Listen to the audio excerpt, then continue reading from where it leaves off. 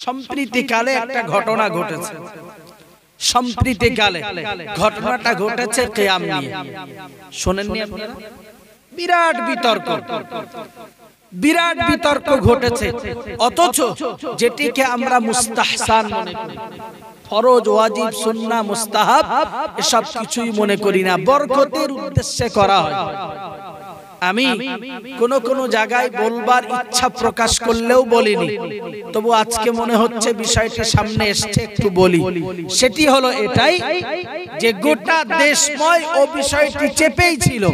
কেউ ওটা নিয়ে মতনৈক্য, মতবিরোধের জায়গা তৈরি করেনি। নতুন করে যারা এই বিষয়টি নিয়ে ফিতনার জায়গাটা তৈরি করেছে, এর জন্য দায়বদ্ধ তারাই। ঠিক না ভুল? যেটি একটা শান্তশিষ্ট পরিবেশ, এই জমানাতে ফিতনার যেটা আবির্ভাব দেখা দিবে, ইতিপূর্বে কোন জমানায় এত ফিতনা দেখা দেয়নি। ভবিষ্যতে তো দেখা দিতেই পারে, কিন্তু এর পূর্বে হয়নি। যে জায়গাটিতে দাঁড়িয়েছি, যত এই দিকে যাব, যত আগে বাড়বো, তত ফিতনার সম্মুখীন।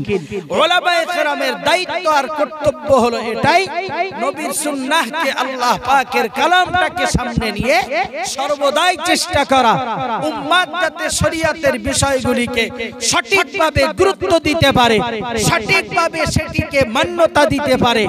এটি হবে উম্মতের উলামায়ে কেরামের শ্রেষ্ঠতম কাজ। যারা সমাজের মাটিতে উদরশাল বুদর ঘাড়ে দিয়ে ফিতনা সৃষ্টি করে, নিশ্চিত এদের কাজ ভাইরাল হওয়া ছাড়া আর কিছু নয়। 100 বার। কারণ যে জিনিসটা চেপেই ছিল, না ফুরফুরা সিলসিলার কোন উলামায়ে কেরাম বলেছে, না দেওবন্দি কোন উলামায়ে কেরাম এটা নিয়ে নতুন করে কোন মতনৈক্য সৃষ্টি করেছে।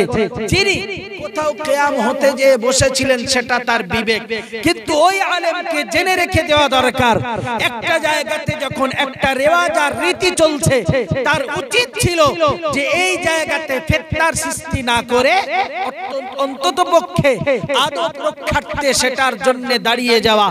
এই নির্বুদ্ধিতার কাজ যিনি করেছেন, আমি বলবো নিশ্চিত তার সামাজিকতা সম্পর্কে এখনো বোধগম্য অনেক কম। বাকি দলিল পরে, কিয়াম করার দলিল আছে না নাই ওটা পরের বিষয়।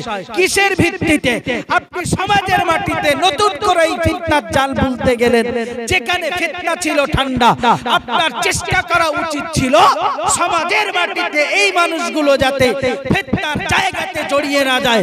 আপনি দেশের মাটিতে ভাইরাল হওয়ার জন্য, দেশের মাটিতে আমি একজন এটাকে সাজবার জন্য যে কাজটি করেছেন, নিশ্চিত এক শ্রেণীর মানুষ এটার দ্বারাতে আপনার ফিতনার জালে জর্জরিত হয়েছে।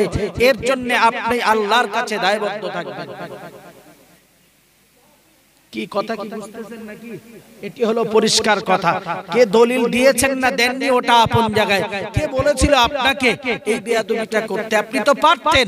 উচিত তো এটাই, যেটা মুস্তাহাব, মুস্তাহসান বিষয়, সেটির বিষয়ে বাড়াবাড়ি না করা। কেউ যদি করে থাকেন এতগুলি মানুষের সামনে, কেউ করেছেন কোন জায়গাতে, আপনার উচিত ছিল ওই মজলিসটার আদব রক্ষা করা। তাহলে আপনি একজন ন্যায় নিষ্ঠাপূর্ণ এবং আপনি একজন শান্তিকামী আলেমের পরিচয় দিতেন। আপনি দাঁড়াননি মানেই এটার জন্য আরো ফিতনার জাল বুনে দিয়েছেন।